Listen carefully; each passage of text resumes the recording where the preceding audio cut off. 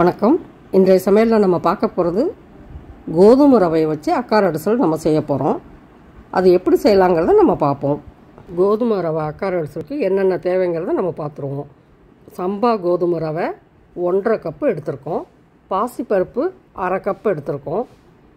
இது ரெண்டும் சேர்ந்து 2 கப்பு இருக்குது. 1.5 கப்பு கோதுமை ரவை, 1/2 கப்பு பாசிப்பருப்பு, 5 கப்பு சர்க்கரை எடுத்திருக்கோம். ஒரு 25 முந்திரி பருப்பு 2 உடச்சி வச்சுருக்கோம். 15 ஏலக்காய் எடுத்து வச்சுருக்கேன். நெய் 200 ml எடுத்து வச்சுருக்கேன். இதுக்கு தேவையான அளவு பால்னு பார்த்தோம்னா 1 கப்புக்கு 6 கப்பு, 2 கப்புக்கு 12 கப்பு பால் வேணும், மொத்தத்தில் வேணும். இதில் 6 கப்பு பால் ஊற்றி வச்சுருக்கேன். 6 கப்பு பால் ஊற்றி வச்சுருக்கேன். அது காஞ்சிருச்சு. இப்போ நம்ம கோதுமை ரவை போட்டுடலாம். பாசிப்பருப்பு கழுவி வச்சுருக்கிறத நம்ம அதோடையே சேர்த்துடலாம். அதோடு நம்ம இப்போ 1 ஸ்பூன் நெய் சேர்த்து வச்சிடலாம். பெரிய பாத்திரத்தில் வச்சா தான் பொங்கி ஒழியாமல் இருக்கும். அதனால தான் பெரிய பாத்திரத்தில் வச்சுருக்கேன். நெய் சேர்த்தாலும் கொஞ்சம் பொங்கி ஒழியாது. குக்கரை மூடி வச்சு 3 விசில் வரட்டும். 3 விசில் வெயிட் அடங்கிடுச்சு. அதுக்கப்புறம் நான் வெங்கல பானையில் மாற்றினேன். வெங்கல பானையிலே நம்ம வேக வச்சோம்னா ரொம்ப நேரம் ஆகிடும். அதனால் குக்கரில் வச்சு வெந்ததுக்கப்புறமா எடுத்து வெங்கல பானையில் மாற்றிருக்கேன். மாற்றிட்டு பாலை காய்ச்சி கொஞ்சம் கொஞ்சமாக சேர்த்து கிளறியிருக்கேன். இப்போ சர்க்கரையும் சேர்த்து நல்லா கிளறிடலாம். சர்க்கரை பாதி சேர்த்துட்டேன், கிளறிட்டேன். இப்போ மீதி சர்க்கரையும் கொட்டி கிளறிட்டே இருக்கேன்.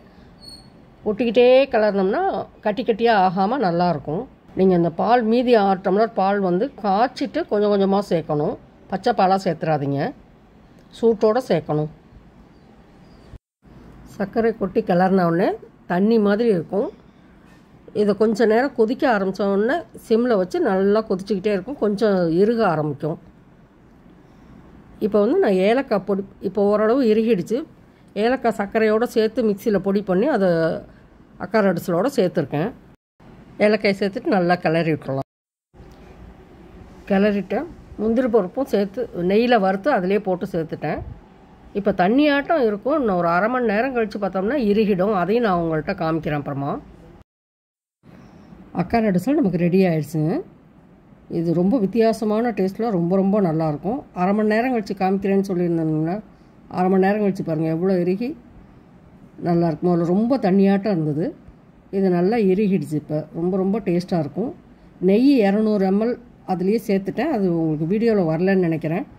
200 ml நெய் அதில் சேர்த்துருக்கேன். ரொம்ப வித்தியாசமான டேஸ்ட். அரிசி இல்லாமல் கோதுமை ரவையில் அக்கார அடிசல் செஞ்சுருக்கோம். செஞ்சு சாப்பிட்டு பார்த்துட்டு இதனுடைய கமெண்ட்ஸ் சொல்லுங்கள். நன்றி. நம்ம அடுத்த வீடியோவில் சந்திப்போம்.